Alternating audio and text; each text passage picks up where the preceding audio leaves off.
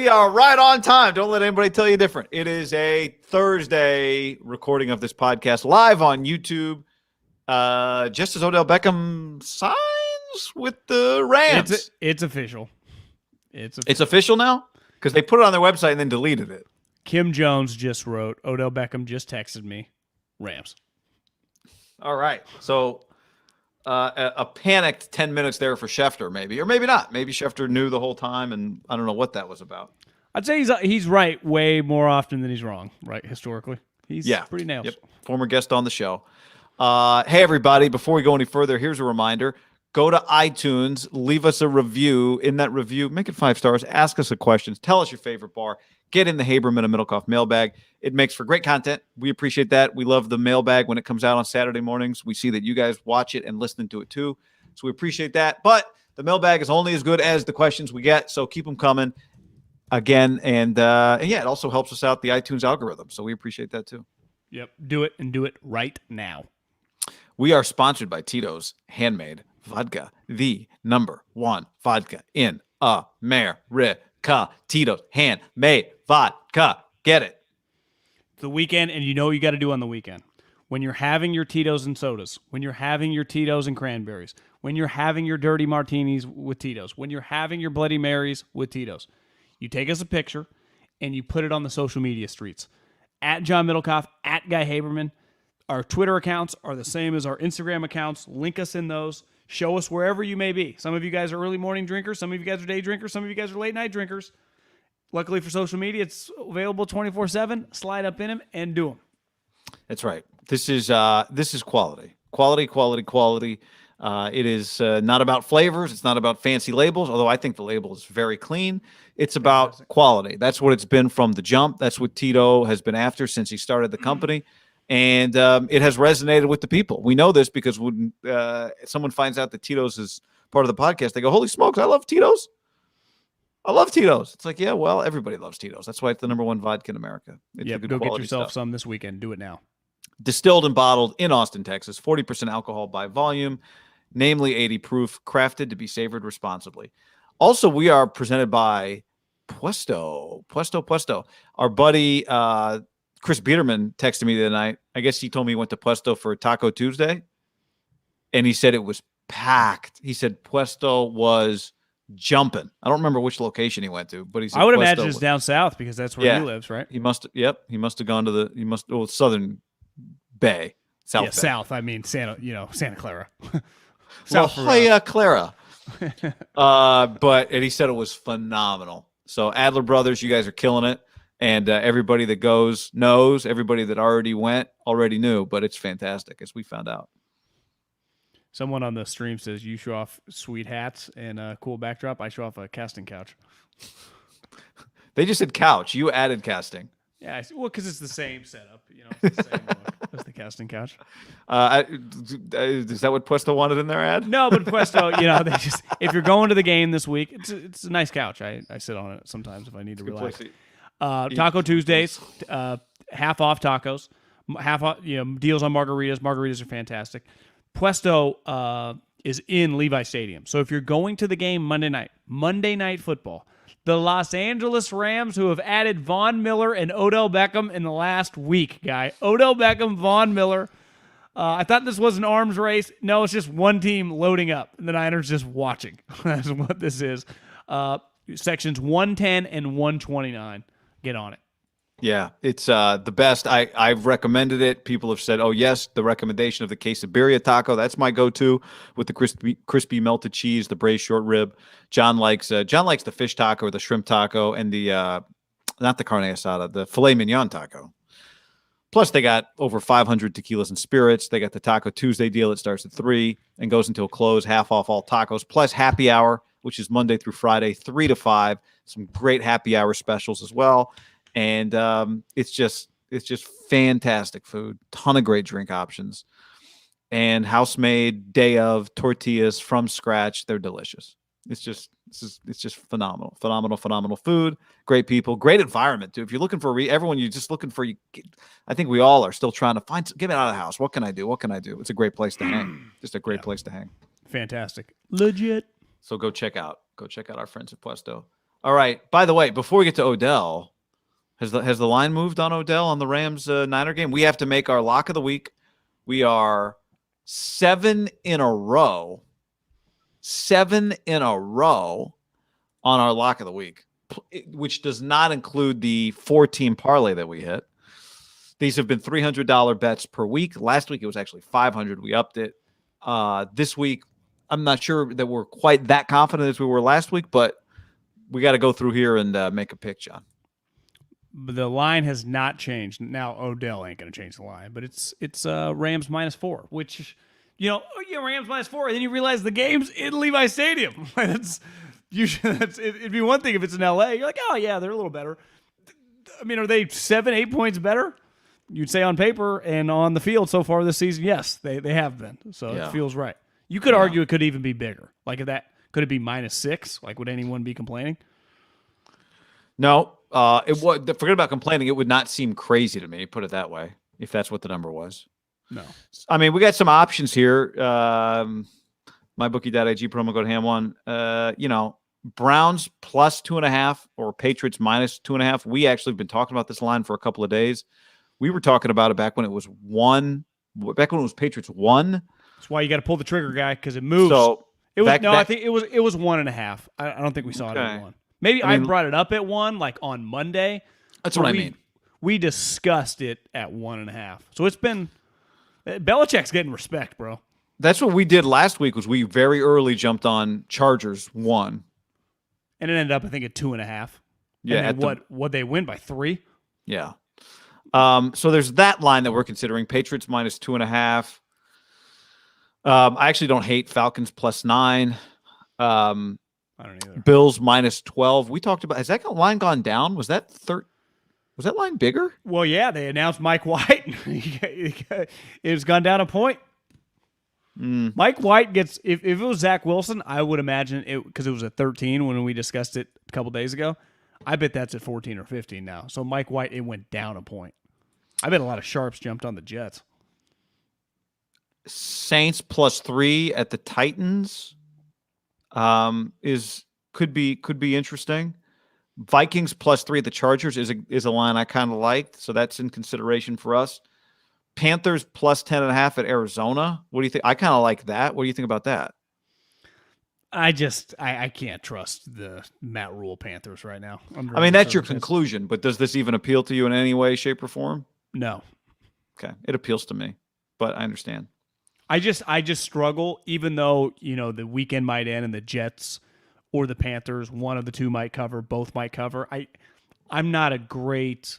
I don't like having anxiety on those type matchups. I can tip my hat if Belichick loses. Right, you're like, I was on the right team. A couple times we've lost this season. We felt like we were on the right team. Like we lost last year on an Alabama game. Like we put money on Nick Saban. Right, it's like I'm putting PJ Walker. I agree. Yep. So and then we got Chiefs are -2.5. I don't know. I mean, do we just go with our gut? Our first pick of the week, which was Patriots. It's now 2.5. We could have gone at 1.5, but it's 2.5. Browns. Yeah, I'm just going with Bill. I feel very comfortable with Bill and the Patriots where they're headed right now, especially Nick Chubb. Who knows? I mean, as we're recording this, he hasn't tested back in, but he can at any moment. This is, Berea, Ohio is not the city of Berkeley, so he's in good shape. Yeah, and the NFL lets you. I mean, the NFL has an exception that allows you to do that. College doesn't, which is something I learned this week. Like the NFL can do that because they have an exception. But in college, no one else is testing positive around the country. Yeah. But it's not about the positives. It's about being able to test out of a negative. That's what they were mad about, I think. Anyway, because a bunch of people tested positive, but then tested negative several times afterwards. Yeah, the NFL lets you just play. You're saying at other colleges, the college wouldn't let you back in? Because none of the kids are missing around the country. Yeah, but I think most of them aren't even getting tested to begin with. No, well, unless you feel you're not sick. Unless you feel sick or you're unvaccinated. But what I'm saying is they got tested. They don't think they should have been tested. Yeah, asymptomatic vaccinated people that are right. fine. Now, they tested positive, which you would say, well, so what if you should have been tested or not? Who cares? You tested positive. But then they tested negative multiple times after. Anyway. Okay. Yeah, let's roll with the Patriots then. I think you and I, before we started recording, also gave some strong consideration to Saints +3. But okay, we're in. We're in. Patriots minus 2.5. That's the number we got? Yeah. Hold on. Odell just texted. He's Rams. He's going to the Rams. He said he's going to the Rams. Okay. Say it was a group thread with 300 other people on it. You didn't get that text? I thought you were on it. You didn't see? I mean, Odell, Cam and him aren't even really comparable. Like Cam forever was called the diva. Like I don't even compare the two. Like Cam today just signs, right? Yeah. Not like crazy. He's just there with Tepper. They signed a contract. He's playing for the. Did he deal with the owner? Did Matt Rule know that he signed? Maybe not. A little bit of a PR stunt, by Carolina. Signing Odell Beckham Jr. by the Rams is not a PR stunt, right? Before we get to that, just real reminder on our pick. It happens at mybookie.ag, promo code HAM, the number 1. Yes, mybookie.ag, promo code HAM1. They will match that deposit. They'll double that deposit up to $1,000 if you accept the bonus. You can also decline the bonus. If you accept, you have to bet the full amount before you can withdraw funds. All right. So to your point, Odell Beckham, John. There was some discrepancy. There was like 10 really fun minutes on the internet. Schefter said he's going. Josina Kim Jones say, Packers in the mix. Schefter just tweets the depth chart for the Rams. And then Von Miller's FaceTime with OBJ becomes official, and he's on the Rams.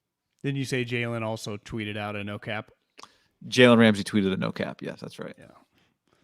Kids are still saying that. Here's just one, and listen, we've been talking about this forever, the arms race of the NFC West. The Rams are operating, and listen, I don't love the Odell Beckham. Like, I'm not trying to – the last two moves they've made, Von Miller, they traded a second and a third for a guy that might be over the hill and shot. Odell Beckham Jr. is clearly much younger and still, in theory, should be much more productive, but we do have to question what we saw happen this year in Cleveland. So I'm not going to act like they just signed, Steph Curry and Giannis Antetokounmpo in their prime. But these names feel like NBA stars, right? If you just say Von Miller, Odell Beckham Jr., I would say universally sports fans, they're going to know who those two people are, right? So they're really, really famous NFL players, right? I mean, these are two non-quarterbacks. Is it fair to say that have like quarterback level juice? Especially Odell, probably even more than Von. And Von's pretty fucking famous. He was Super Bowl MVP. Yeah, I mean, I would say it feels probably to people like Odell is closer to his prime than Von. Yeah. Would you agree with that?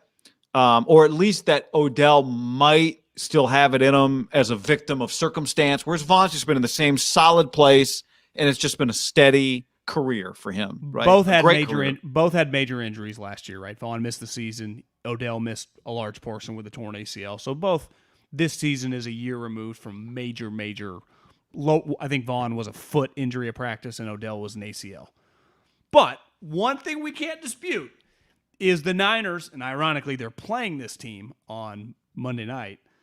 Like, they're up with just a big game hunter. Like, these guys will do everything and anything to do. Like, you and I, before we jumped on, you were kind of pretending to be Sean McVay giving OBJ the pitch.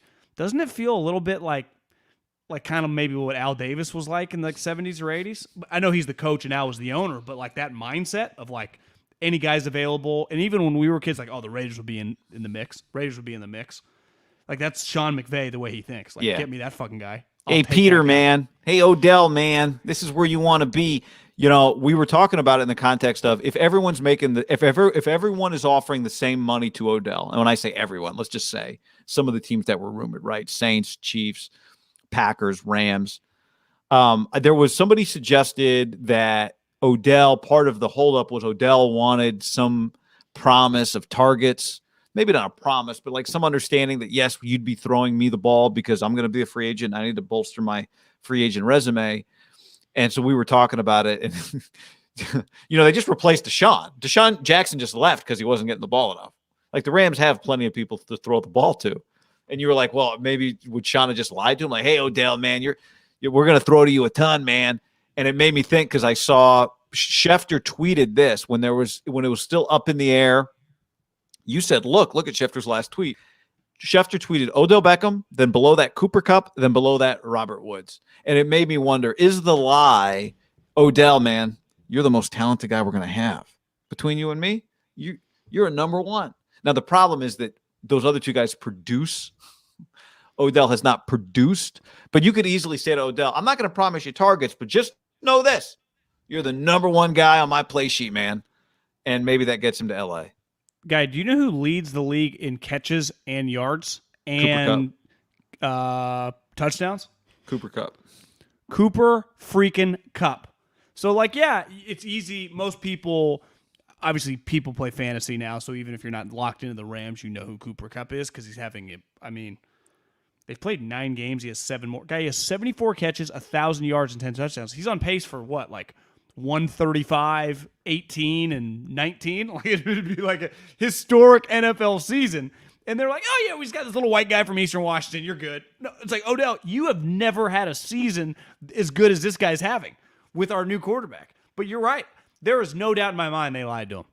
And at least in his mind, I bet, can you imagine what Vaughn, like, hey, bro, I've been here 6 days. Fuck, I didn't even play on Sunday, but you'll be the dude here. I've already scoped the landscape. You be the dude. Jalen's like, Jalen's probably like, you should see what I do to Kupp in practice. You'll ball out, bro. Yeah. Stafford probably hasn't even talked to him, So it's just, the Vaughn thing, he just might not be good enough, but he 100%, like, that guy's a winner, right? We saw him in good and bad environments. He just is a consistent human being. Every team in the league, maybe not for the same price, but if any team, like, he had a little something left, they would take the guy. I think, like, Justin Houston has played at multiple places now, and people feel very good about him. Dwight Freeney at the end. Like, those guys are just winning players. Is Odell Beckham a winning environment guy? I don't know. I would question it. Now, I don't know how big of his impact. Luckily, you don't pay him that much. You can always cut him in a couple weeks, but Von Miller is on the team. They gave a second and third. He is going to play the rest of the season. Do you feel 100% certain Odell makes it to the playoffs? Is injury a factor? Could that be a part No, of he's it? Healthy, but just it goes weird. Deshaun wanted out guy. He wasn't getting the targets, and they cut him. But I mean, Odell's better than Deshaun Jackson, right? Would you agree with that, or is there some question? I would imagine the gap's a little closer right now than it should be. Yeah.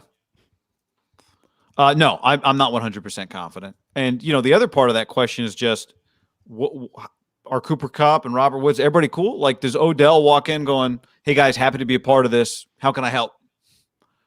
Right? Because as you mentioned to me before, like, you had a theory about why he picked the Rams, which was just that he wants to be in L.A. I read some of Deshaun talk to Vic Tafur. And again, these are just quotes. You can say whatever you want in life. But his quotes were like, listen, if I got to be a decoy, I'll be a decoy. If they need me to catch a couple go routes, I'll catch a couple go routes. If they need me to stretch the field to get Darren Waller the ball, again, he can say whatever. We'll see how he acts. But he said the right things. Like, is Odell coming in tomorrow and talking to, I don't even know, Bill Plaschke? Does he even still work at the LA Times? Whoever, and just saying all that stuff, it's easy getting on the FaceTime with Von Miller, who, again, has been there 6 days, and is yet to play a snap. And Jalen, who just one of the most outspoken players in the league, like, yeah, he's just talking, but he doesn't get. But Jalen wants to win. Things are going pretty well there.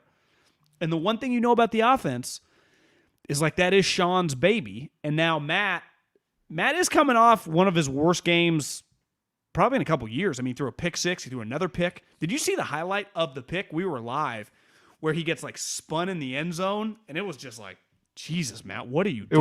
It was Wentz-ish. But as you said with Wentz, it would have been a safety. The game was over. With Matt, it was like in the first half. Like, what are we doing here? I know. It's a lot going on for Matt, who's just trying to, like, get his career back on a high trajectory with this new offense and this crazy coach. They do have a lot going on. I give McVay a lot of credit that he likes all this shit. Like, some young coaches, like, could Kyle handle all this? I don't know. Can Sean? We're going to find out. Yeah, I mean, it's a lot. I mean, part of that is on, that's where the other guy they just added, Vaughn, is a leader. Aaron Donald is a leader, right? They do have high-level guys on their team. Stafford's a high-level guy. Whitworth. Yeah, do they have any issues ever? Really? Well, that's why maybe they feel they can handle them. And maybe they also feel like if it's not working, bye-bye. Because Odell needs them more than they need him. Right? That's another part of this dynamic. He needs them. He has every incentive to be on his best behavior. He's going to be a free agent. He's going to want them to pay him in all likelihood. Like, he's seen what happens there. They get guys, they love him. Which would be bad if he's good, right? Yeah, I mean, could he turn into it was easy to forget that Antonio Brown was still a really good player when it seemed like he was done, and then the Bucs signed him. It wasn't over the hill AB. No, right? Well, I think he's had like 13 touchdowns for him since he's been there the last couple of years. Maybe it's not that many. Maybe it's 9. But could the Rams have some, maybe even a little bit better version of that? Well, they don't. He's only 29, 30. Odell. Yeah, live with LeBron.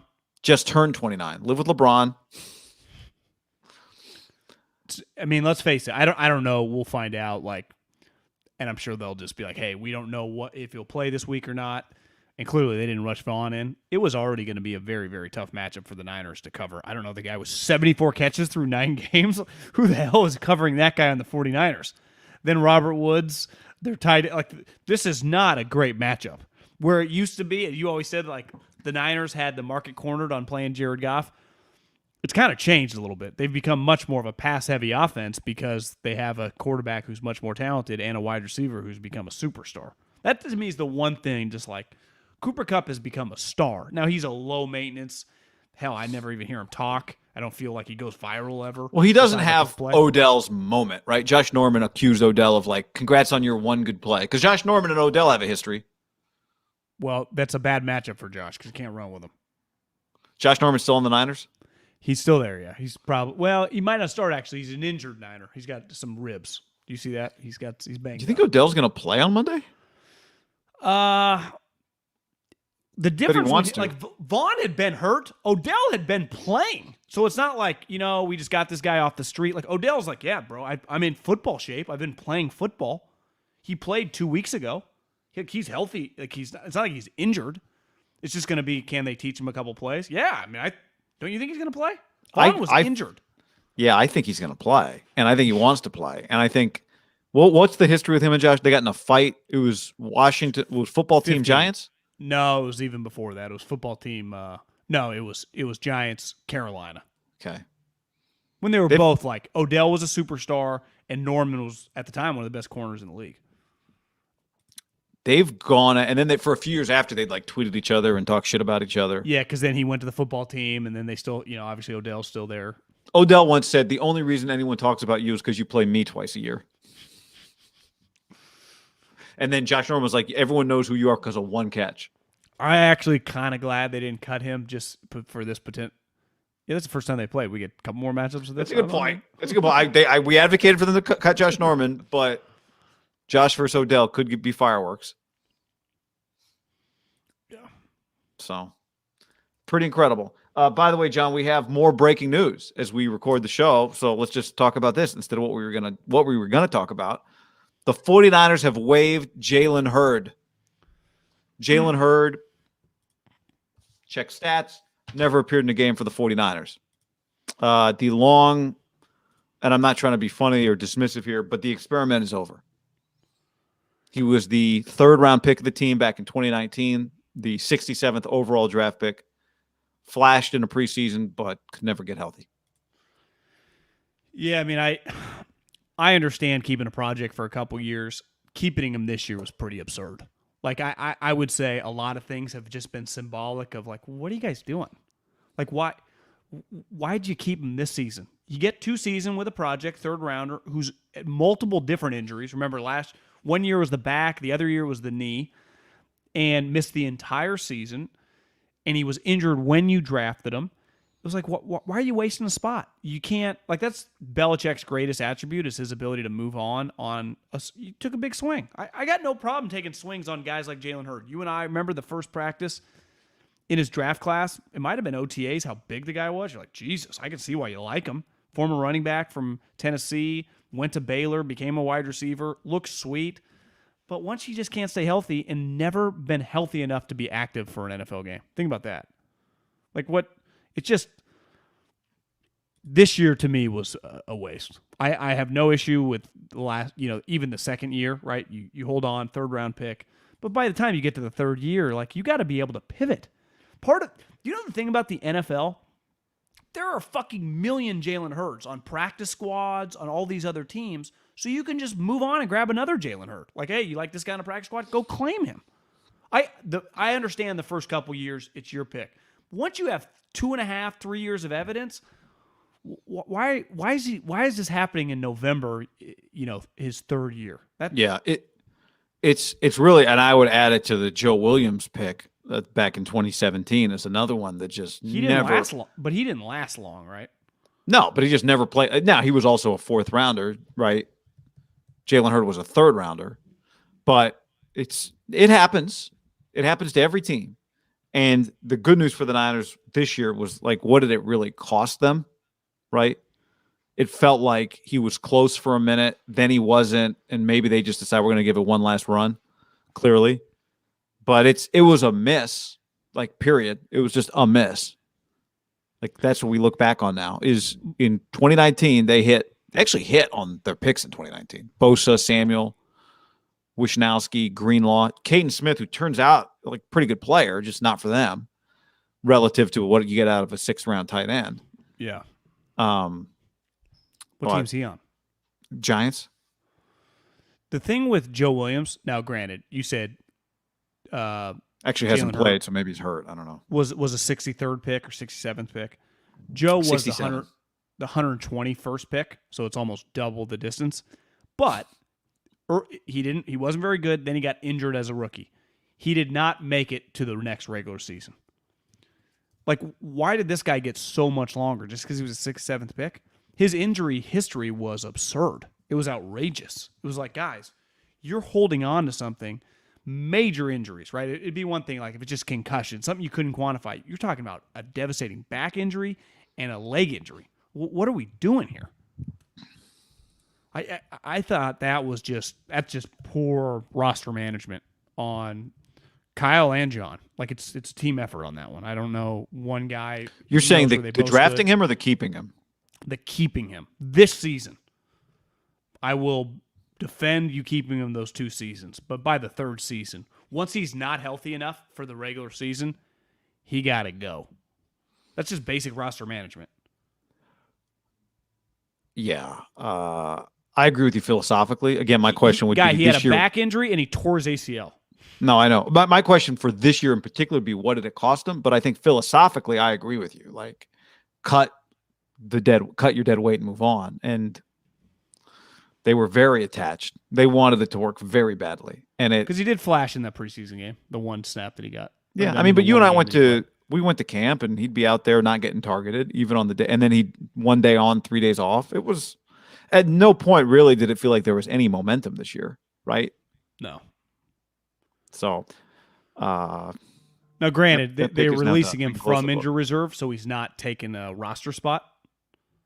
Right, he had been on injury reserve this year. That's what I mean. Like, I don't ultimately what did it really cost him this year, but it's more just about being attached to a 3rd-round pick for this long with it never being close, unfortunately. Yet they'd hold on to Josh Norman like he's the buried treasure. Well, they knew maybe they'd have the Odell matchup this week. All right, speaking of Monday Night Football, and we'll be back, for a Sunday show before Monday's game. It is pretty wild. I mean, you mentioned the spread. It's 4, or maybe you mentioned that on the mailbag tomorrow. I mentioned it today too. Oh, okay. But we have to look at this game as a possibility 2 ways. Like, one, the Rams are hyped up right now because they just signed Odell, and the Niners have a lot going wrong. The flip side of that is, if you win this game, you're 4-5 going to Jacksonville. With then the reunion, you win that game, then you're 5-5, as crazy as that sounds, with Kirk Cousins coming in. To Levi's? Yeah, Vikings and Kirk Cousins will be coming in next. And I actually think, not Justin Jefferson's not a great matchup, neither is Adam Thielen, but you do know the quarterback pretty well. Well, the best thing they have going for them is, we had talked about betting on the Saints. I mean, it's not inconceivable the Saints lose to the Titans in Tennessee. Atlanta plays the Cowboys this week. Carolina plays Arizona. They have a quarterback disaster on their hands, right? Sam Darnold sucks. He's out forever. P.J. Walker, now Cam off the street. and like you said, Minnesota. Now, to me, the one wild card for the third spot, or excuse me, the seventh spot is Seattle. Russell's back now, pretty quick. But they play Green Bay this week in Lambeau. So, I mean, all of a sudden they just lose that game. You're 3-6. This game, to me, like, it is going to be hard.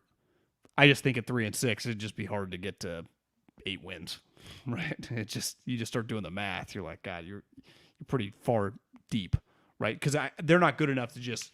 Are they a lock to just beat the Jags and Minnesota back to back at that rate? Who knows? No, I mean, at Seattle, at Cincy, you sweeping those 2 games. Atlanta at Tennessee.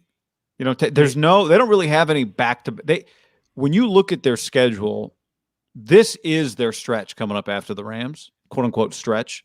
Jacksonville, Minnesota, and you and I, as you said, both think Minnesota's solid. Maybe a little better than their record. But their stretch to like get momentum against teams that you should beat started week 1, week 2. Boom, boom, go. Then you got to beat Green Bay or Seattle, and then you're 3-1. It didn't happen that way.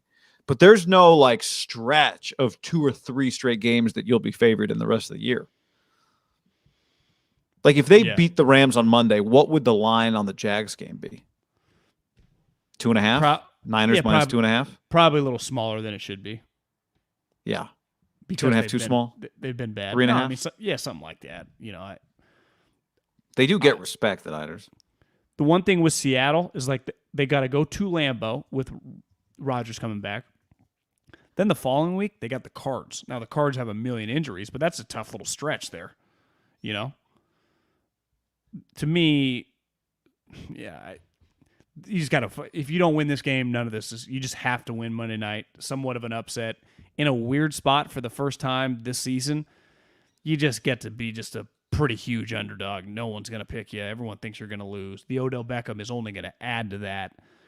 Those stretches like it happens on College Game Day and happens on NFL Sunday mornings, like when it's the Jags upset the Bills and it shows like the 17 people that picked and it's just Bills across the bottom ticker. That's right. Yeah. There is going to be it's like a player retweets it like noted emoji. That'll be one of those situations. Like there are not going to be many people picking the Niners on Sunday, right? When they do the pick segments on all the shows. No, I don't think you'll have any. Yeah. And I would imagine gambling, maybe some of the sharps will take the Niners, but casual people that bet, I would imagine everyone's going to hammer. Because if I just said the casual NFL fan that lives in Arizona or Texas, you get the Rams -4 versus the Niners this week, they're 10 points better. I mean, right? Yeah, the Niners have won 4 straight in the series. It's a lot different. Right, because Stafford's there now. And Odell. But this is, to me, this is where, if you were playing Jared Goff this week, it'd feel like a different game. But the Rams wouldn't be 7-2, right? No, they might not. You're right. They would feel like a different team because they look like a Super Bowl contender. But like that is what would make this so impressive for the 49ers, is to do it against this quarterback that they think is really good. We know it because they wanted him. Yeah. And their defense needs to have the kind of game where it doesn't just hang on, but it makes some plays for you. They go and do it. Like that's what they would have to do in this game, is go make some plays. Like you can't win this game. Do you agree if their defense doesn't go make some plays? Do you know what I think people want? Is, for the love of God, can you just try a couple trick plays, a double pass, a fake punt, a fake field goal, something where people go, holy shit. Like, Kyle, what do you have to lose besides more football games? Like, can you just try a fake punt or a fake field goal? Is that even possible? They tried the trick play the other day, and it resulted in Ayuk losing like 5 yards. I'd argue like a double reverse in 2021. Is that even considered a trick play anymore? It is if you throw the ball, but that was not a throwing play. Yeah. But just like a double end around is not a trick play. In our youth, a double end around was a pretty big whoa. To me now, it's like I need like a double flea flicker or something. Yeah. Can you try? Yeah. Remember against the Saints, they pulled that out. Like, it is a big spot. Can you just try a couple fucking crazy things? Just try a couple crazy things. You know, part of the reason I think people are so mad at Kyle, obviously the offense just feels stagnant, and whenever it even gets going, they turn the ball over. But nothing where someone goes, hell yeah, that's my coach. Yeah, fuck yeah. Well, that used to be everything was just swag games. Like just it happens. But see, he does it with the run as a lot of it, right? Just do some swag things. Wouldn't shock me if they do a double pass with Odell. Odell can throw. Wouldn't shock you if they like quick screen, then Odell throws to Cooper Kupp. You're like, They're implementing trick plays in 3 days. Just and you guys haven't implemented all season long. Well, is Odell going to punt return? I mean, who knows? That's the one thing you don't need to do any prep for. Yeah, just throw him back there. Is he graduated out of that in his own mind? Hey, man. I told you we are going to get you 12 touches, but 5 of those are going to be on punt. Did you? You don't count a punt return as a target? I saw you kick return at LSU your freshman year. You want to try that out? You know what? Because it was like you just use him as a body. Yeah, the way the Patriots used Cam Newton. He's like, guys, I'm trying to get a long-term contract here. They're like, yeah, we're just really worried about November, so let's walk before we run here, buddy. We can revisit, circle back. We'll ping you on that later. Ben on the stream says, so the Niners are winning, right? I don't know, but I do think anytime something feels sure to go one way, you have to be very open to the possibility that why do we, and you mentioned this earlier, why do we feel the way we feel about the Niners? Several things. The quarterback situation, some of the mistakes they've made over the course of the games they've played, the injuries they've had, everyone's just kind of down. And when everyone's down, it's easy to dismiss part of the struggles that are in a different category, which is bad luck. And they have had some of that. Now, some of that, like the Jason Verrett injury, you put yourself in that position for that to hurt you. But they've had things happen that have just been plain bad luck. And so when everyone's down, we overlook some of those things. I do think they have a chance to win the game. But they're going to have to overcome. Here's a couple things that are going to have to happen. One, like I said, takeaways. Two, things are just going to go wrong for them. They're going to have to be able to overcome them because things have gone wrong in every game they've played. Yeah, I mean, it's just, to me, it's kind of like a math problem. The 49ers aren't that terrible of a team, and they've lost 5 of their last 6 games. Now, a lot of those were to playoff-level opponents, but you lose this game, you've lost 6 of your 7 games. Like, that's something like the Jags do. That's something the Texans, like 6 of 7 games. That's hard to do in the NFL.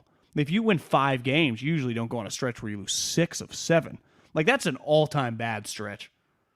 Think about that. 6 of 7 games. Yeah. It's one thing when Kyle first got here and the team was atrocious and they started like 1 of 8 or 1-8. But that team had infinitely less talent, right? There were, besides like Juszczyk, who else? And Joe Staley. I mean, they had like 3 good players.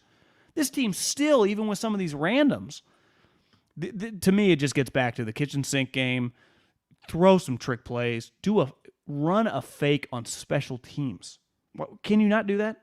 Do a special teams fake? I love how attached you are to the fakes. But why do you laugh at? Like, that is something good teams do. Yeah, it's great. Yeah, I just love no, I'm not making fun. Yeah, I mean, I'd like them to lead like 10-play scoring drives, but I don't think it's very easy for them to do that. Well, and special teams in particular is a way to steal a possession too, right? When you can't get stops and you're just trading points, and that's not when you require, because the problem, right, is the Niners need 12-play drives unless they get a screen to Debo. The Rams don't need 12-play drives. No.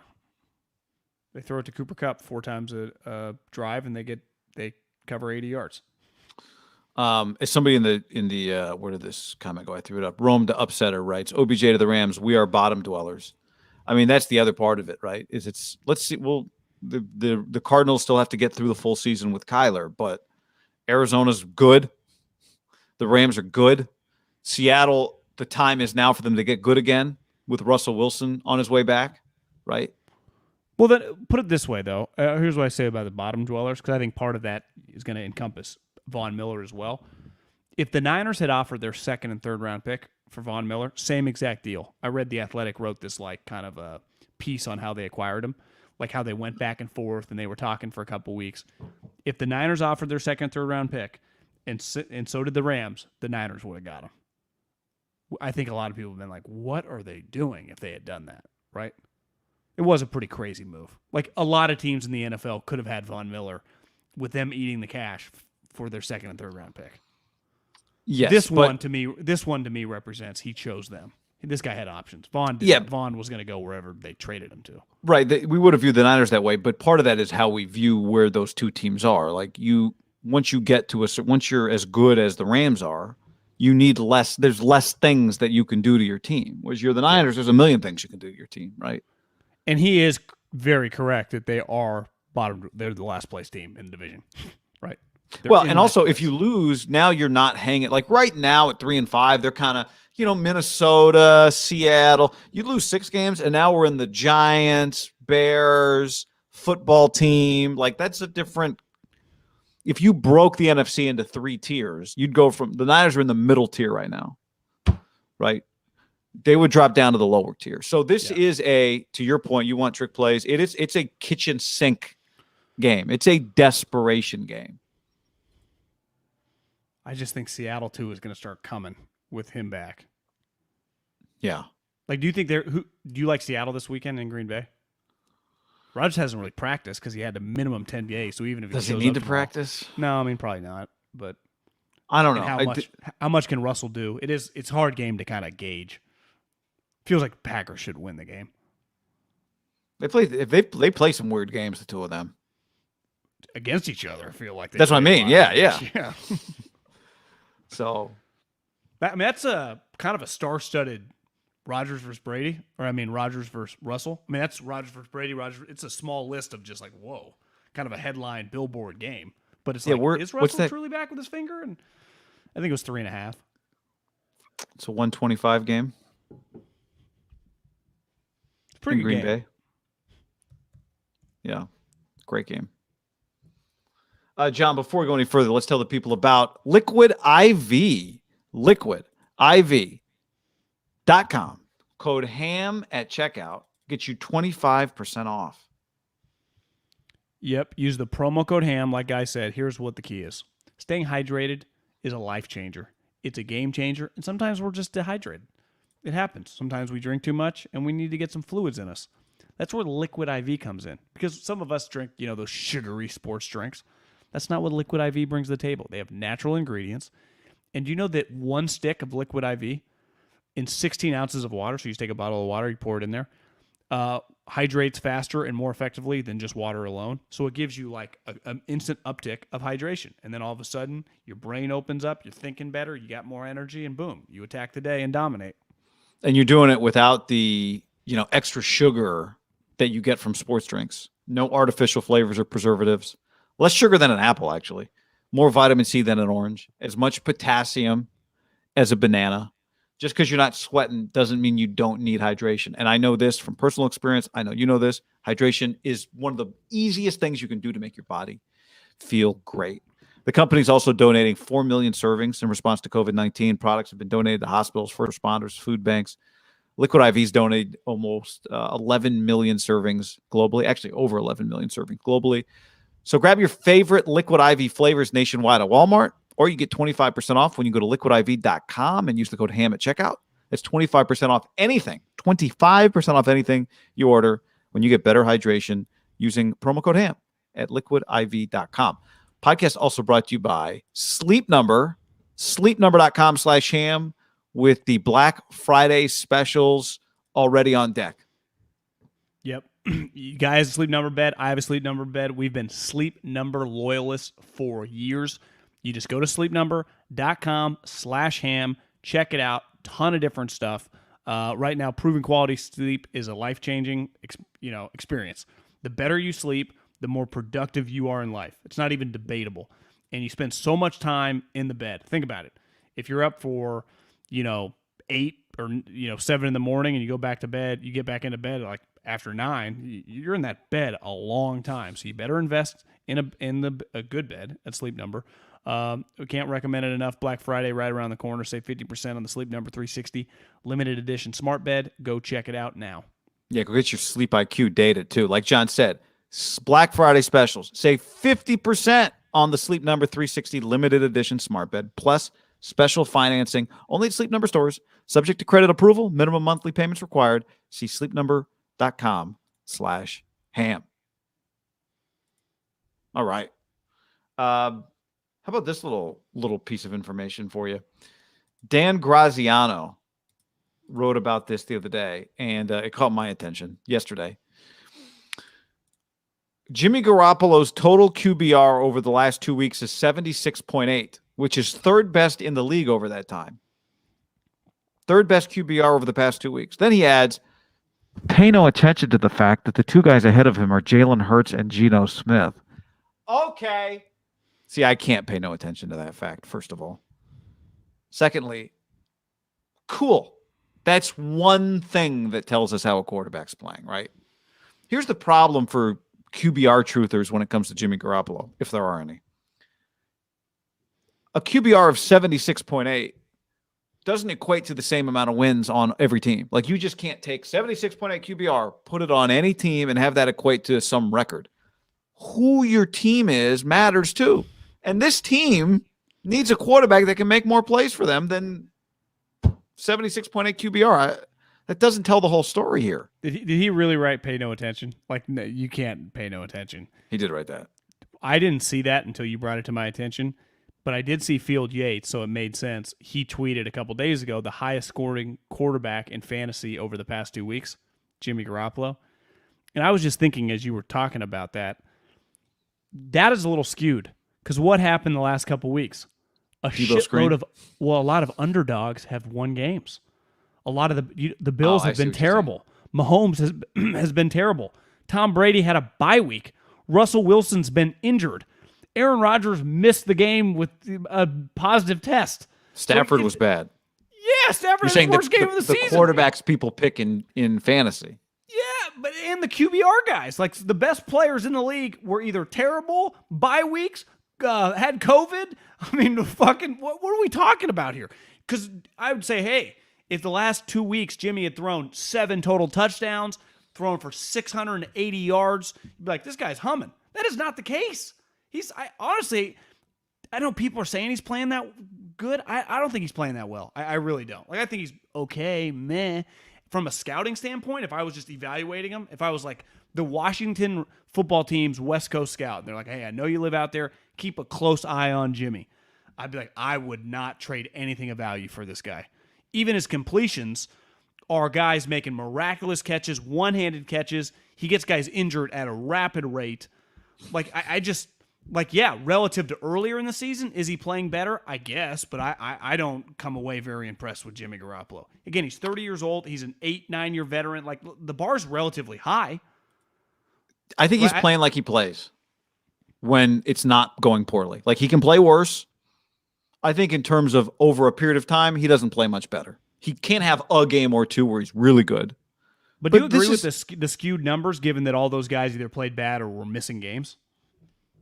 Yes. So it's like he outplayed Mahomes. Yes, but, I mean, Mahomes' worst 2-game stretch of his career? Yes. What about Tom Brady? He outplayed Tom Brady. You mean he was on a bye week? He didn't play. What about Rodgers? Yeah, he was fucking at home, hanging with Russ. Rogan.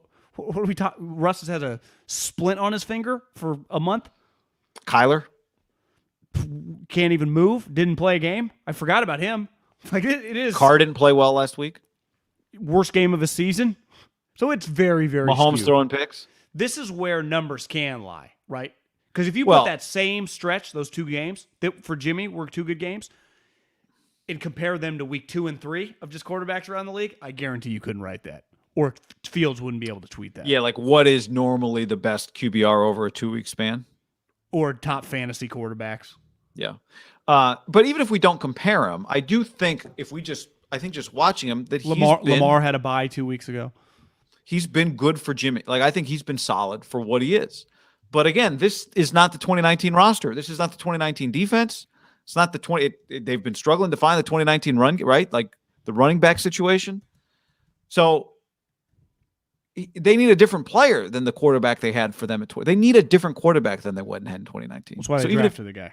That's why they drafted the guy. Now, does that mean Trey Lance should start against the Rams on Monday night? Well, that's tough. This is why we've been talking about him for a couple of weeks, because would you start we all agree Trey Lance should play? Would you start him this week against the Rams? As someone who has pounded the table that you gain experience and improve through playing, right now I would not do it just because it's a standalone game. If it went really poorly, which it could, their defense is really good, and he threw a couple picks, the way it goes, everyone would be shitting on him. And it's not worth the risk. I'd start him a 10 a.m. game, i.e. next week. But the problem is if Jimmy somehow the team wins, they're not going to bench Jimmy Garoppolo. Look, no, they wouldn't. I would try to mix him in a couple plays at least. I would too. And again, Garoppolo has been hurt before. Who knows? Maybe that situation arises and he just ends up playing. Jimmy could go down at any moment, yeah. But I know that what we see every week is a team that needs its quarterback to help them overcome the shortcomings that they have. I've railed again. I've said it multiple times, so I don't want to repeat myself, but the fumbles, We've had injuries. You've had defense that hasn't been able to get consistent stops or takeaways. On and on and on and on and on. Part of Trey Lance is he does stuff where the numbers don't tell you that. These particular numbers, at least, don't tell you how it limits your team when you get into a game where you really have to go score or make plays. And the fact is the Niners played the Bears and Colt McCoy. And Colt played really well, and the Cardinals were rolling. But that's a different animal, I think, than what they're about to get here. Yeah, I agree. I mean, it's a scary spot. I don't want to hear I don't want to hear it, not because I'm denying that Jimmy's playing well, but because I think what this team needs is something different than what Jimmy Garoppolo is when he's playing well. But I think we all agree. I'd say the universal might be strong, but I would say the common theme with most people you would talk about, like we know what we've seen from this, even the last couple games. Like, meh. I mean, he had a couple touchdowns last week. Well, a couple of them were running. Right? We're just like the little zone read where they let him keep made some plays against the Bears. Again, I don't think my take is not that he sucks, and it has not been that. But no one's saying that. But let's not. Yeah, okay. But I think people are kind of writing like, he's been a star these last couple weeks. Now he's been like an average. I think he's been the same. He has been what you could reasonably hope that he would be. But all completions to me are just not the same. Like George Kittle putting his arm up in the air, tipping it to himself, or Brandon Ayuk jumping like he's Gary Payton Jr. or the second, whichever one he is, and catching the ball is just like it's not the same as a completion that hits a guy in the numbers, right? That Brandon Ayuk catch that he had where he fumbled was a miraculous catch. Incredible. The DB, you don't often see the DB stop, go just bucket Willie Mays ready to just catch it in his stomach. Like the DB thought the ball was coming right to him. He just stopped. Because usually when that happens, it goes right to the DB. He can just see the trajectory of the ball. Every ball Jimmy throws is just sky high. I don't understand why it's just everything sky high. I get occasional. It just happens, right? It used to happen to Derek a lot. Derek's really done a better job of he used to miss a lot of high. Like, why are you missing high, Jimmy? What's going on here? Lower the trajectory? It's been. I mean, I know. It's extremely high, too. It's not like, it's like hitting him in the helmet instead of the numbers. It's way above the helmet. Yeah, it's guys being exposed is what happens. I think they'd have a lot getting more exposed. I think they would have a lot more carnage if they were playing like in '98. I went back and watched some what was it? It was what game was it? It was a Patriots, an old Brady game. I'm trying to remember what team Brian Cox was in this.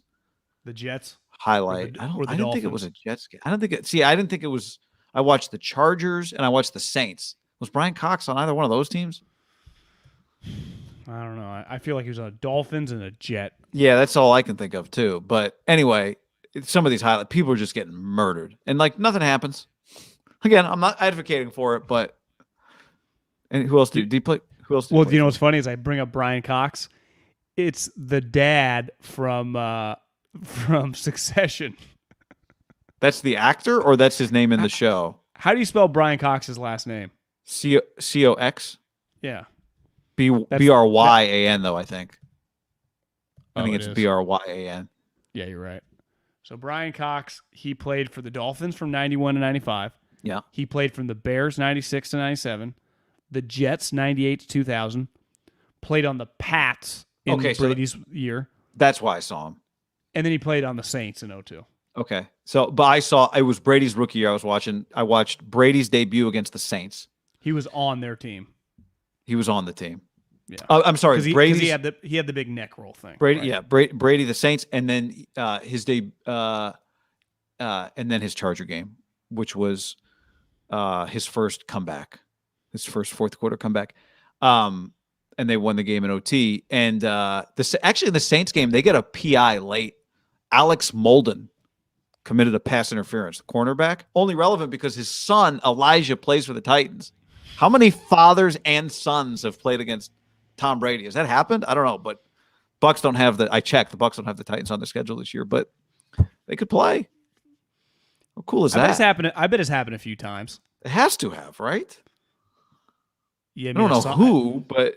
Well, I saw they asked Belichick about Asante Samuel Jr. because they just played the Chargers a couple weeks ago, and he's like, God, that makes me feel old.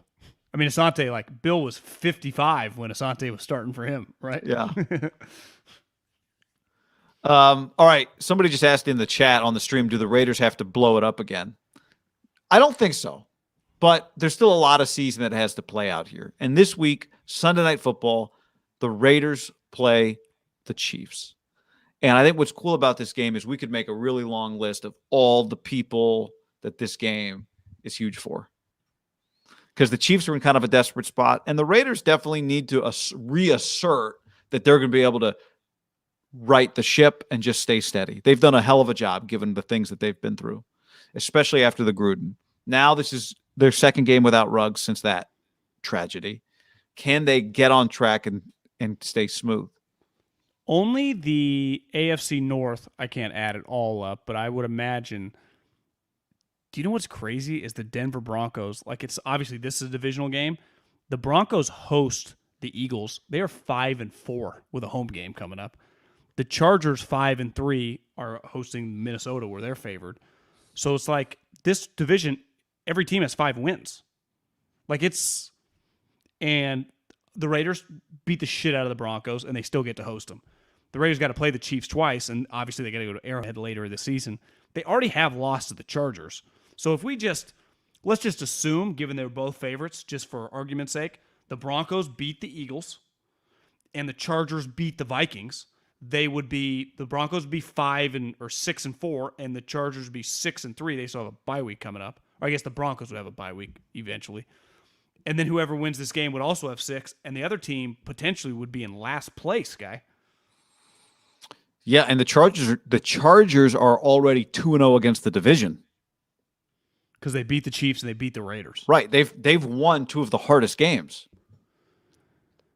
Their schedule, just looking at the Chargers, they get the Vikings. Then they host the Steelers the following week on Sunday Night Football. That's a pretty good game for Herbert. Just anytime you play the Steelers, even. Then they get the Bengals, the Giants, the Chiefs, the Texans, the Broncos, the Raiders. This division is just going to be, you cannot afford to lose games, to me, the divisional games. Like, the Broncos aren't dead by any means because they still have all these divisional games coming up. They haven't played the Chiefs. They still got to play the Raiders again. And the Broncos they still get 2 games with the Chargers. Like, they do, in a weird way, control their own destiny, too. Like, this game's enormous, but if those 2 teams win, this division's kind of fucking crazy. Like, we kept talking about the NFC West, and probably the AFC West was the second. It turns out this team's, because Seattle and the Niners, I mean, both at 3-5. Like, none of these teams are close to 3-5. The Broncos are your worst team, clearly. I mean, they just beat the crap out of the Cowboys. Now, you can say the Cowboys were bound to lay an egg, but still, that's pretty high end. Look at Denver's losses. Ravens, Steelers, Raiders, Browns. Like, they're no clown show. They've beaten the teams they should beat. Giants, Jags, Jets, football team. And then they beat Dallas. And they've lost to the teams that you think are better than them. The Raiders, the Browns, the Steelers, the Ravens. Like, are they the best 4th place team in the league right now? For sure. And the Chargers, right? Like, they have both in the bag. They have some great wins. Like, we beat the Chiefs. We beat the Raiders. Was that Monday night? Yeah, it was Monday Night Football. That was a good win. I mean, they kind of pushed the Raiders around, remember? And Derek kind of had they beat the Browns in that crazy game, but then they've lost like the Ravens and the Patriots and the Cowboys. I mean, they're still kind of figuring out, but they're clearly like kind of feels like a little higher end version of the Broncos just because their quarterback's way better. But I don't know. I mean, if the Raiders lose this game, I think it's going to be very, very difficult for them to make the playoffs. Because the one thing about this Chiefs game, it's a home game, right? And they have the last couple of years, it felt like, had some big, the Ravens game, last year the Saints game. Hell, last year when the Chiefs, they kind of outplayed them. And then that, Abram blew it at the end. But they do play well at home. Like, that place, whether or not he's got to tell them to be quiet, it does get pretty loud there for them. Just that environment's pretty intense. It'll be interesting to see, do a lot of Chiefs fans come to this? Do they kind of lay off a little bit when the team wasn't as good? Is this something that you kind of set in stone in like July or August if you're a Chiefs fan? I don't know. Be interested to see now that place is open. Well, I mean, even if they were to lose, to me, there's a world where the Raiders lose this game, but look pretty good. Someone's got to win it. Someone's got to lose it. You lose. but I come away thinking, you know what, you've bounced back from the Ruggs thing, bounced back. I mean, it's an ongoing thing, but it's still a math equation, right? Yeah, but then you play, and again, not easy, but the next 3 games after that are games they can win. They play the Bengals, also a game you could lose, but they play the Bengals at home. They go to Dallas. They play Washington football team at home, right? If let's say they lose a Chiefs game 34-30 or something like that, they'll be favored in 2 of their next 3 games, right? At least. They'd be favored against the Bengals at home and the football team at home. Yeah, so you're just saying if they go 2-2 in that stretch, they would be 7-5 and still in pretty good shape. Yeah, I to me, it's more. My question with the Raiders is more like, do they just look like the AFC is a little more open to get a wild card? Yeah, I just want to know, like, do they look like the Giants thing, the trip and the Ruggs thing just happened? I have no issue with them losing that game. I got none. The way their season though end, I agree. But see, to me, my issue with that is like they were ready to play. They didn't lose that game because they I know, but it's Derek threw some terrible picks. Derek played bad. Like that's well, I mean, Derek had a busy week. I don't know. I don't know how to quantify that. I just going into that game, I get it. I understood if they were to lose that Giants. Well, and the Giants' defense can be very feisty, but they finish to me 4 of their last 5 games. Like it's going to be really hard. They have a back-to-back stretch where they go at KC. This is in December at Cleveland. Now they beat Cleveland last year in Cleveland, and that aged really well. Because then Cleveland kept winning and ended up making the playoffs. Yeah. But the Raiders had 3 less wins than them. But it was like they kind of pushed them around. But, I mean, it's going to be hard. And then, the Broncos game, which I'm sure they'll be favorites at home. But then at Colts, who knows? Like, they might be heavily in the playoff mix by then. I mean, that was a game last year, remember? Phillip Rivers and the Raiders still were in the playoff mix, and they beat the shit out of them. And then you end with the Chargers. So it's like you got to get the wins at home. Because these road games are going to be very, very difficult, especially, I didn't even bring this up, is like, Derek's not Mr. Cold Weather quarterback. So what happens at Kansas City and at Cleveland? This is fucking cold there. Yeah. Those are bad weather games, those 2 games. They are. They really are. Even if it's not snowing or whatever, it could be 20 degrees. And I think we should probably give Kansas City's schedule a look here because they might be in a desperate spot too. They play the Cowboys next week. Then they have a bye. Game. Then they play Denver, then the Raider game again. So they I don't look at the Chiefs like if they were to win, they'll just have everything figured out in the next 4 weeks and it'll be fixed. Like this is what their season is. You agree with that based on their defense? But when the dust settles, they have Andy Reid and they got Patrick Mahomes. The Raiders have a guy that's never been a head coach, took over in the middle of the season, and Derek, who's just, let's face it, you and I are Derek fans, but he's never proven the last really in his career, beside the 1 year when he got his ankle shattered, that he's really dependable when it really matters, right? And I think there's some pressure now, and fair or not, and it's really unfair because of everything that happened with the coach and the Ruggs. It's like even way more pressure on Derek. And you're right. The last week, it could have just been overwhelming. He pressed. It could not be that he wasn't ready. He just pressed. He tried to do too much. Well, it's like, how's he going to balance that? Because they do need him. Like, they go as far as he goes. Yeah. Even with their defense being better, they need him to be good, right? Against better teams. And that's kind of been the knock, I would say late in the season, the last couple of years, they played better teams, and he hasn't played that well. Aaron Rodgers not playing against the Chiefs, a lot of people talked about it, how it changes the NFC. Like Green Bay might have just lost its 1 seed and might have just lost maybe then its chance to go to the Super Bowl. But it affected the AFC too. I mean, Kansas City winning that game, right? 13-7 against Jordan Love.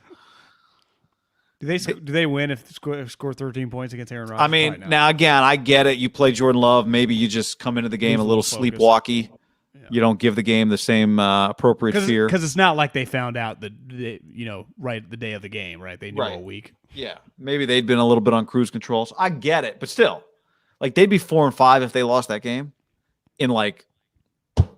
Denver would have a better record than that. But that happens. I remember a couple years ago. When Mahomes dislocated his knee and somehow only missed like 2 games. They played the Packers the following week on Sunday night, and they got Henny. And I remember it being a close game. But it's like that's just part of the deal sometimes, right? You just get a backup quarterback. Ask the Niners. They got Colt McCoy. How'd that go?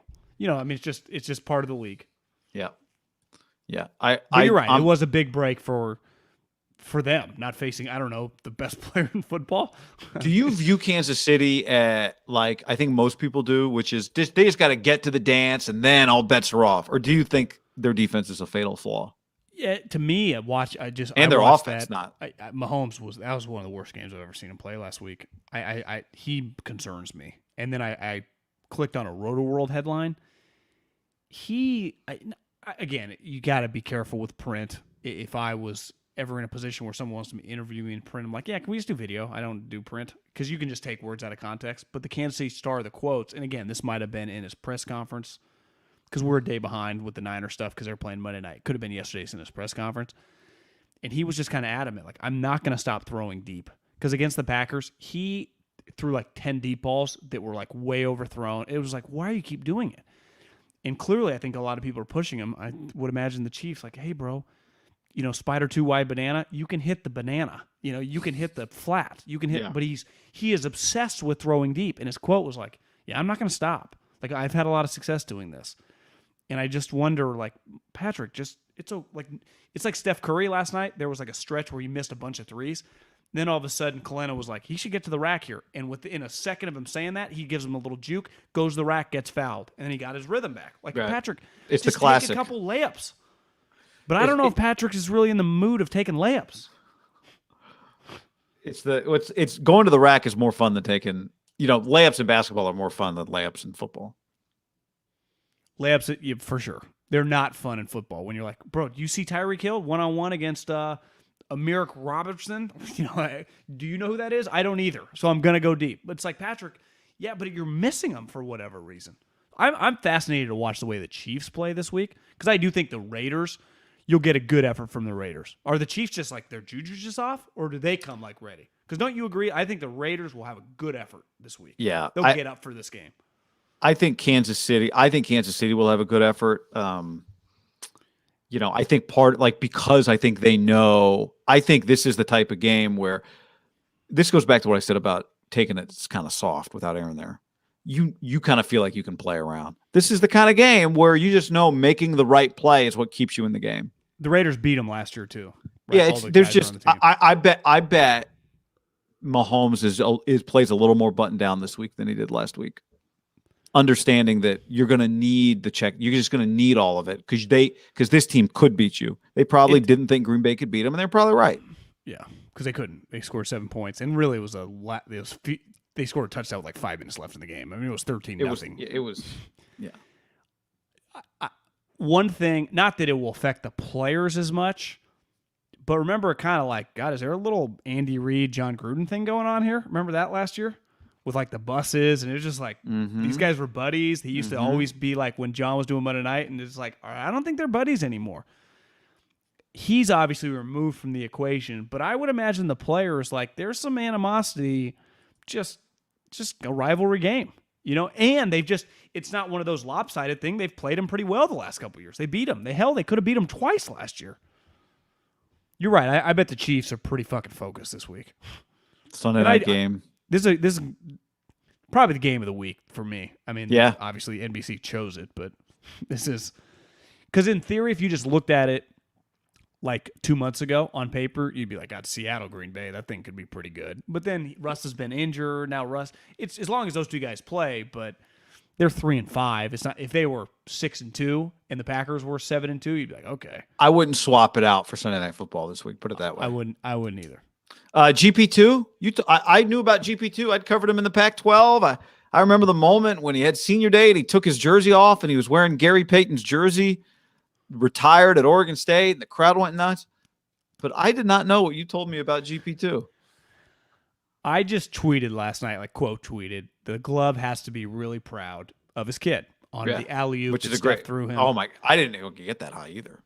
I mean, this guy, his athletic ability is through the fucking roof. I texted Gottlieb because Gottlieb's brother had been on the staff. I'm like, did you know Gary Payton II was this good? He's like, he was a freak athlete in college. They loved him. Like, great. He was back-to-back Defensive Player of the Year, I think. And he was like a character, like everything coach wants, right? Yep. He's like, he just had no offense, and he couldn't. He thought, like, he was a younger guy. He didn't quite know how to work like on a shot, and he clearly over the last several years has really improved offensively. But someone replies to the tweet and goes, "Fun fact: Gary Payton, the glove, who I also Wikipedia. Obviously, I had to Wikipedia to get this information. 9 straight years of being first team all defensive team in the NBA. Back when it was like a little bit like the 90s football. Like you had to be a tough motherfucker. That's high honor. Back when you had to earn your nicknames, John. Has 2 children named Gary Payton.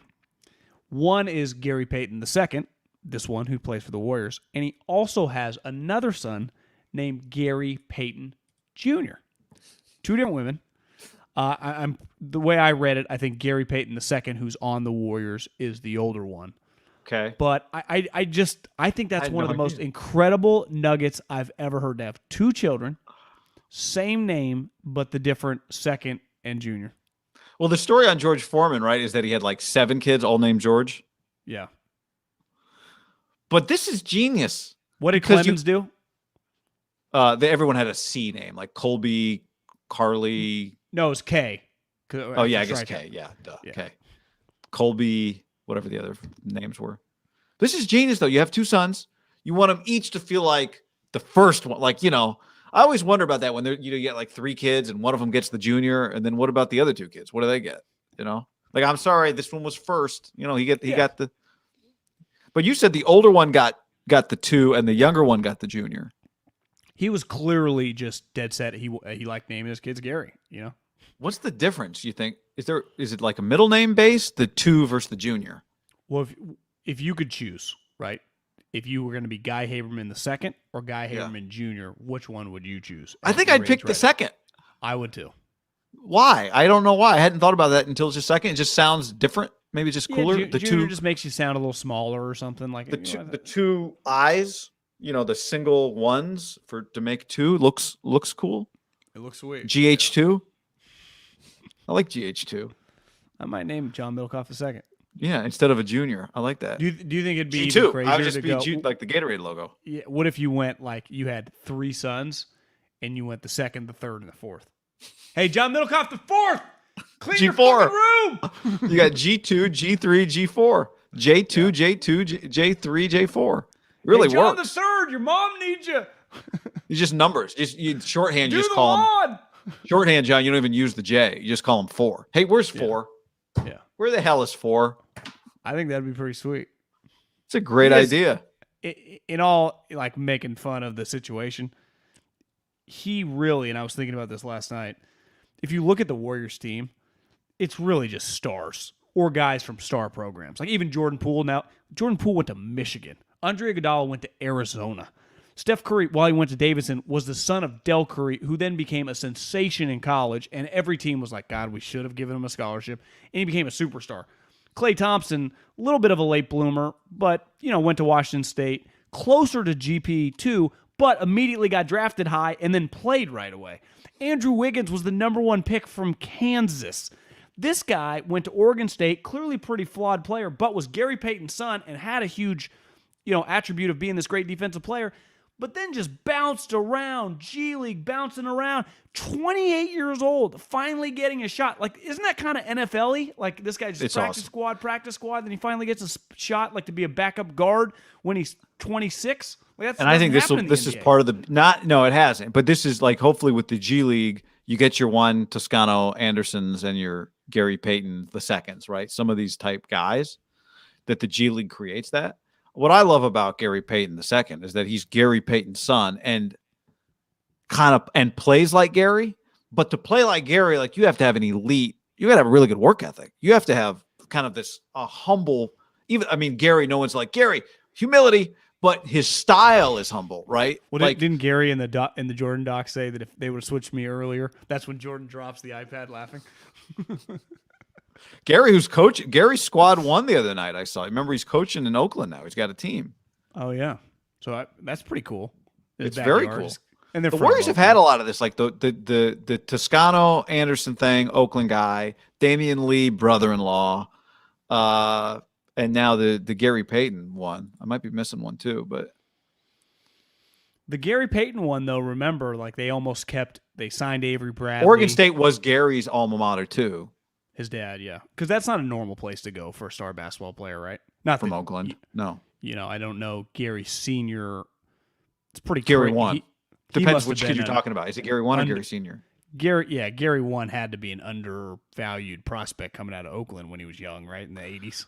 Like that type of guy, like does a 9-time first team All NBA defensive player who's like an all-time great Hall of Famer, goes to Oregon State. Yeah, I'm just reading his wiki. Miss on that one? His sophomore year of high school, his grades plummeted, and he was declared academically ineligible. That helps. He was on the cover of SI, a consensus All-American while at Oregon State. 3-time All Pac-10, Pac-10 Defensive Player of the Year, Freshman of the Year. So they got him Pac-10 All-Decade Team. I don't know. I mean, he did get eligible again eventually, but yeah. I think sometimes, at least my experience, like at Fresno State with Ryan Matthews, for example, a guy like that who's ineligible. Because if you're eligible for Oregon State, ultimately, I don't know about UCLA, but like a USC or an Arizona could have got you into school. But maybe they thought you weren't going to be eligible. A coach at Oregon State goes, let's just go all in, get this guy eligible. Other people bail. And then you're just like, I'm loyal to this guy. Because I know the thing with Ryan Matthews is the moment word got out he was eligible, Pete Carroll was on the phone. Like, hey, man, we still got a spot for you. And Ryan's like, no, Coach, I'm going to stay loyal to Coach Hill. And I just wonder, certain people are wired like, now, the other half, a lot of people bail, right? Yeah, also the bigger programs they just commit spots to people, and if they give up on you, they don't come back sometimes. Crazy. Because I would imagine his son, he had to be on the radar. I mean, Gary Payton's son, who's a Division I prospect, like people were looking at him, right? Just the name gets out. Did he transfer to Oregon? Yeah, he was a junior college guy. And he's smaller than his dad, right? Isn't he? How big is Gary Payton? I don't. The second, 6'1". Yeah, it says he. I mean, listed 6'3". That seems, but Salt Lake City College or Community College. Community College. He averaged 9 points a game at Salt Lake Community College, John. But he did not score really in college, right? No, but I mean, it's just. One thing Gottlieb said is he had just some memorable dunks in college. Like, holy shit. His last year there, they made the tournament. Gill Coliseum, which is just classic old. You probably went by it sometime when you were scouting. How many people there. fit in that thing? Like 10,000? That might be high, but it is on top. It's an awesome little gym. It's really a gym. Costanza 7. Yeah, that was Costanza's idea. Oregon has a running back named Seven McGee. University doesn't wear the number 7. Does he play? He's played a little bit. Younger guy, freshman. What's his name? Is he out for the season? The guy that was balling. CJ Verdell. Yes. Yeah. That's kind of sad. That's too bad. Yep. Does feel like there's a lot of people just like conventional wisdom is like, yeah, I think Utah's going to get him. Utah's playing really well. Yeah, it feels like just Utah's going to get him. Keep an eye on Utah getting really well. All right. Do you want? Jim Mora, UConn. So,